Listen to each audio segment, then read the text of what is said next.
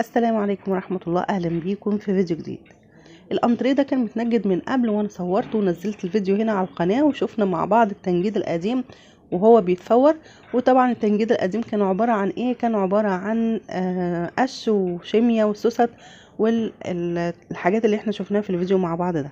طبعا الانتريه اتفور خالص والقالب بقى فاضي اهوت. بداية الشغل فيه كان الانتريه دوت كان ليه في الرجل كعب من تحت كده، فالكعب ده كان مخليه عالي قوي زيادة عن اللزوم، غير ان اصلا الظهر بتاعه عالي.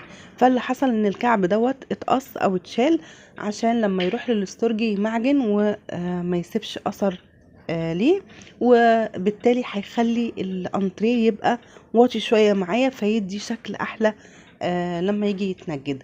فبعد ما شلنا الكعب دوت الطقم راح للاستورجي عشان ياخد لون جديد. طبعا في الاول كان اللون بتاعه بني غامق خالص، يعني مدي على اسود كده، فراح للاستورجي عشان يشتغل فيه ويغير اللون بتاعه.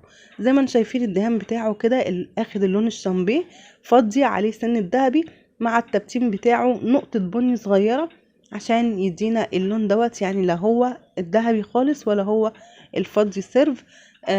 عطانا اللون الشامبيه الوسط دوت. فشايفين شكله بس كده وهو لسه خشب، شكله بسم الله ما شاء الله. عايزه اقول حاجه كمان، ان الفيديو مش مديله حقه، يعني هو في الحقيقه شكله احلى من كده بكتير. التصوير احيانا بيظلم الشغل، وعشان بسبب الاضاءه والحاجات اللي انتوا عارفينها دي، تمام كده. فعايزه اقول ان هو لونه في الحقيقه احلى بكتير. طبعا هو كل النقش والحاجات اللي فيه دي، موبيليات اللي ظاهره ديت اخدت من اللون نفسه، والحاجات اللي مش مدهونه دي كل دي هتتغلف بالتنجيد. يعني الدراعات هنا في الكراسي والرجل من تحت كده كل ده هيبقى ظاهر. الظهر كله هيبقى متقفل متغلف بالتنجيد.